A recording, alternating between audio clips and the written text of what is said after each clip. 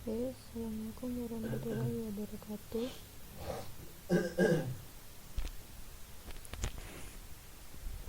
Oke, hari ini kita bertemu lagi di perkuliahan statistik matematika. Ini pertemuan terakhir sebelum UAS. Jadi kita akan membahas regresi dan korelasi linear sederhana.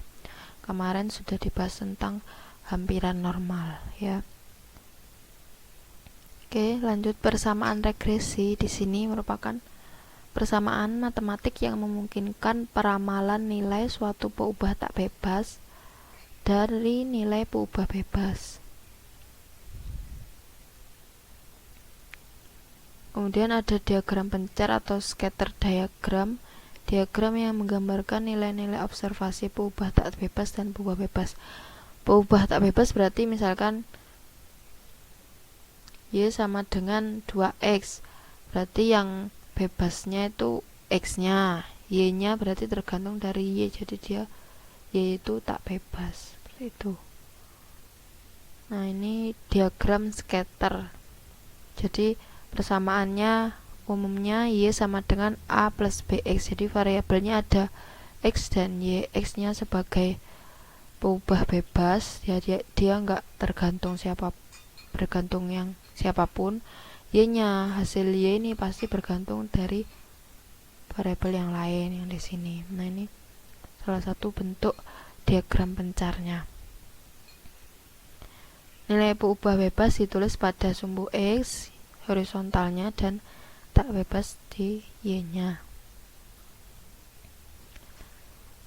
Dua variabel yang berhubungan atau bivariat diplotkan dalam grafik diagram pencar yang bisa menyatakan pola hubungan. Jadi ada hubungan positif linier, negatif linier, atau non-linier, atau tidak ada hubungan. Kalau ini kan, kalau kita di aljabar kalkulus, ini berarti linier.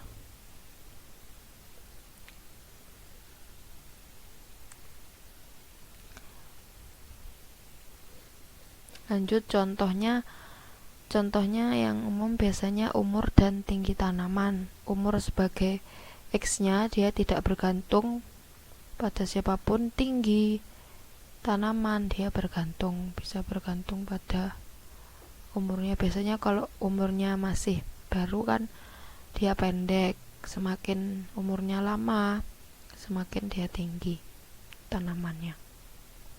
Kemudian ada contoh lagi, biaya promosi dengan volume penjualan. Jadi biaya promosinya tidak bergantung, jadi biaya promosi bisa berapapun, sedikit atau banyak. Nah, kalau biaya promosinya sedikit, maka penjualannya juga otomatis biasanya sedikit. Kalau promosinya banyak, penjualannya juga banyak. Kemudian jenis-jenis persamaan regresi ada dua, yaitu regresi linier dan non-linier. Kemudian yang linier dibagi lagi, ada linier sederhana dan linier berganda. Sedangkan untuk non-linier ada regresi eksponensial. Untuk regresi linier, yang pertama yaitu linier sederhana, kita punya bentuk umum yang ini umumnya tadi, Y sama dengan A plus BX. Dengan variabelnya Y-nya sebagai tak bebas, peubah tak bebas, X-nya peubah bebas, peubah atau variabel ya, variabel bebas. Kemudian A-nya konstanta, B-nya kemiringan atau gradiennya, jadi bisa positif atau negatif. Terus ada selanjutnya regresi linier berganda.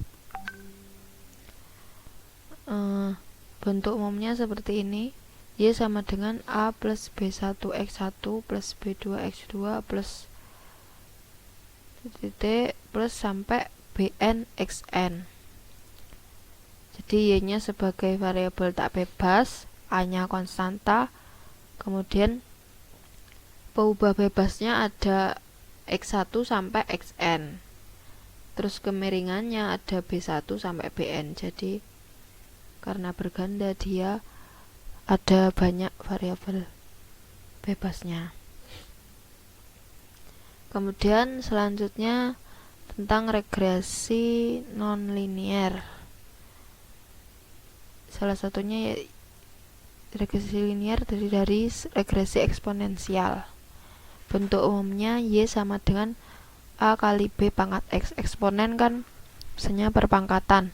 Nah, di sini A, jadi variabelnya ini sebagai bentuk pangkatnya. Jadi kalau kita ubah ke log, jadinya log Y sama dengan log A plus log B kali X. Untuk memudahkan. Untuk penjelasannya sama ya, Y-nya sebagai variabel tak bebas, A-nya konstanta, B-nya kemiringan, dan X-nya sebagai variabel bebasnya. Lanjut, kita kembali lagi ke regresi linear sederhana.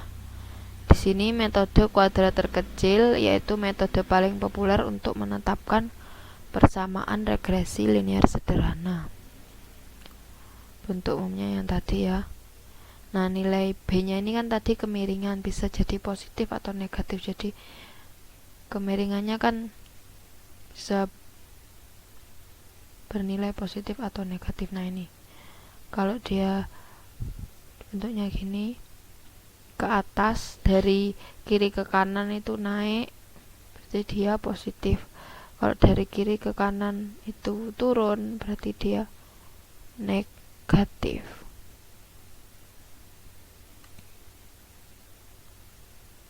Lanjut, penetapan persamaan regresi linear sederhana. Jadi B-nya itu kemiringannya memakai rumus ini, jadi N dikali jumlah dari XI kali YI untuk I dari 1 sampai N dikurangi jumlah dari XI dari I1 sampai N dikali jumlah dari YI dari I1 sampai N dibagi N dikali X jumlah dari XI kuadrat, dimana I dari 1 sampai N dikurangi jumlah XI ini dikuadratkan. Nah, kalau sedangkan A-nya Y ini min BX topi ini, Y bar min BX bar, jadinya ini sebagai rata-rata Y dan ini sebagai rata-rata X. Jadi kalau dibuka rumusnya Y bar ini sama dengan ini jumlah dari YI dari I1 sampai N dibagi N, jadi rata-ratanya YI dikurangi B dari rata-ratanya XI. Ini untuk A sama B nya, dimana N nya ini sebagai banyak pasangan data, terus Y nya nilai peubah tak bebas Y yang ke I, dan X nya nilai peubah bebas X ke I. Langsung ke contoh. Misalkan berikut ada data biaya promosi dan volume penjualan. Jadi ada variabel biaya promosi dan biaya promosi ini dua variabel ya, dan volume penjualan. Jadi tadi kalau biaya promosi berarti dia sebagai X karena tidak tergantung pada siapapun, jadi bebas. Terus kalau volume penjualan dia bergantung, jadi tak bebas. Di sini ada biaya promosi dan volume penjualan PT Bimoil kalau di sini ya, perusahaan minyak goreng.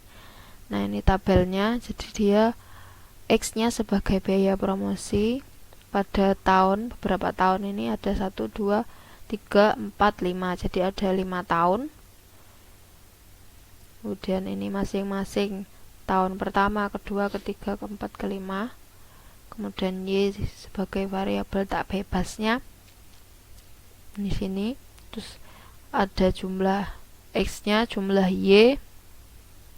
Kemudian kita kalikan XY supaya bisa nanti dihitung A sama B-nya. Kemudian X kuadratnya dan Y kuadratnya, terus di sini jumlahnya. Nah, ini berarti N-nya ada berapa? Ada 5 ya. Jadi di sini 1, 2, 3, 4, 5. Maka kita cari AB-nya. Kan ini bentuk persamaan regresi linear sederhana kan ini. Y sama dengan A plus BX, maka R-nya tadi 5. Terus kita cari B-nya, dimasukkan jumlah X kali Y-nya tadi, 5 dikali jumlah X kali Y, ini X kali Y kan ini, terus dikurangi jumlah X dikali jumlah Y, terus ini N, sini jumlah X kuadrat, terus jumlah X, terus dikuadratkan, tinggal dihitung, dihasilkan ini 1,053. Terus kita cari A nya, kan rata-rata Y dikurangi B dikali rata-rata X, nih dimasukkan sama dengan 2,53. Jadi kita dapat persamaan dari regresi linear setelah dimasukkan A dan B nya, ini diperoleh ini. Jadi Y sama dengan 2,530 plus 1,053X. Sampai sini bisa dipahami ya. Kemudian peramalan dengan persamaan regresi. Nah, misalkan di sini diketahui hubungan biaya promosi dalam jutaan rupiah dan Y sebagai volume penjualan dapat dinyatakan dalam persamaan ini tadi. Maka diminta perkirakan volume penjualan jika dikeluarkan biaya promosi 10 juta. Setelah kita dapat persamaannya, kita tinggal menggunakan persamaan itu untuk menghitung jika promosinya 10 juta. Jadi dengan persamaan ini, X-nya berarti sebagai biaya promosi dibuat 10 juta, dimasukkan, jadi hasilnya ini 10 dimasukkan ke X, dikalikan, terus ditambah, hasilnya 13 dalam ratusan juta ini. Sedangkan volume penjualannya kan tadi ratusan juta, berarti ini 13,06 dikali 100 juta liter. Ini hasil akhirnya. Terus ini bisa dipahami ya, gampang kan ini. Terus ada korelasi linear sederhana. Koefisien korelasi atau R merupakan hubungan linear berubah X dan Y. Dan nilai R ini berkisar antara plus 1 sampai min 1. Nilai R yang plus ditandai oleh nilai B yang positif. Jadi kalau R-nya positif, B-nya positif. Kalau R-nya negatif, B-nya negatif. Nah ini negatif. Korelasi nilai ini kan B-nya atau kemiringannya kan gradiennya negatif, karena dari kiri ke kanan dia turun. Maka B-nya negatif sehingga R-nya juga negatif. Kalau ini kan dia dari kiri ke kanan, kemiringannya positif, naik. Karena B-nya positif, maka R-nya juga positif. Kalau ini tidak ada korelasi linear, karena tidak ada kemiringan. Terus ini linear, korelasi linear positif yang kuat karena R mendekati 1. Karena kan di sini kemiringannya hampir 1, seperti kalau kita lihat gini, biasanya kan kalau 1 dia memotong di 0,0, terus di sini 1, jadi kemiringannya 1, hampir mendekati 1, maka R-nya juga mendekati 1. Terus sini korelasi linear positif lemah, R positif mendekati 0. Ini korelasi linear mendekatif di mana R mendekati min 1. Korelasi linear negatif lemah, R negatif mendekati 0. Jika R mendekati positif 1 atau R mendekati min 1, maka X dan Y memiliki korelasi linear yang tinggi. Jika R-nya sama dengan +1 atau -1, maka X dan Y memiliki korelasi linier yang sempurna. Nah, jika R-nya 0, maka tidak ada hubungan linier antara X, Y. Lanjut, koefisien determinasi sampel R atau sama dengan R kecil kuadrat. Ukuran proporsi keragaman total nilai peubah Y dapat dijelaskan oleh nilai peubah X melalui hubungan linier. Jadi keragamannya dapat dihubungkan melalui hubungan linier antara X dan Y itu. Jadi untuk penetapan dan interpretasi koefisien korelasi dan koefisien determinasi itu ini. R sama dengan nih rumusnya, jadi N dikali jumlah X kali Y dikurangi jumlah X kali jumlah Y akar ini N kali jumlah X kuadrat min jumlah X dikuadratkan terus dikali, ini masih di dalam akar, N dikali jumlah Y kuadrat dikurangi jumlah Y dikuadratkan. Beda ya, kalau ini jumlah Y kuadrat, jadi Y nya dikuadratkan dulu terus dijumlah. Kalau ini Y nya dijumlah dulu baru dikuadratkan.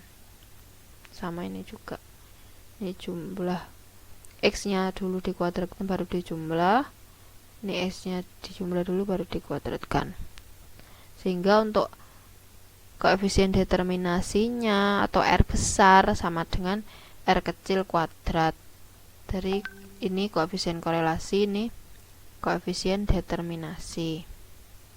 Contoh seperti pada contoh sebelumnya yang beam oil itu ya, setelah mendapatkan persamaan regresi kan sudah didapatkan Y sama dengan 2,530 plus 1,053X.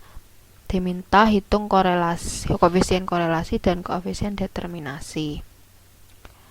Datanya pada contoh itu tadi sudah dihitung ya, jumlah X, jumlah Y, jumlah XY, jumlah X kuadrat, dan jumlah Y kuadrat. Kita masukkan langsung ke rumusnya ini. Tinggal disubstitusikan. Hasilnya 0,9857. Berarti dia mendekati 1 ya, kan dia R nya hampir 1, ini 0,98, menunjukkan bahwa peubah X dan Y berkorelasi linear yang positif dan tinggi karena dia mendekati 1 dan dia positif. Maka koefisien determinasinya tinggal dikuadratkan sama dengan 97%.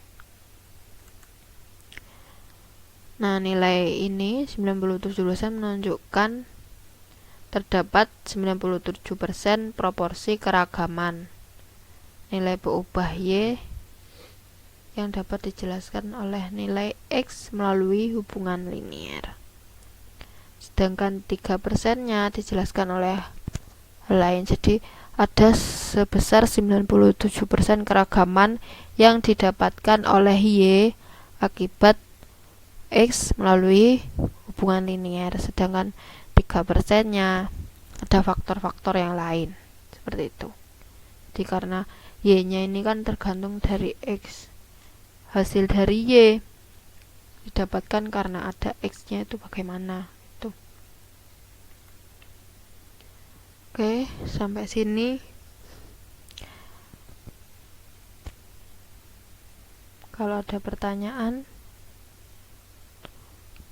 bisa ditanyakan lewat chat ya. Kalau tidak, disiapkan untuk UAS minggu depan ya, materinya yang sudah sesudah ETS sampai ini. Oke, terima kasih. Wassalamualaikum warahmatullahi wabarakatuh.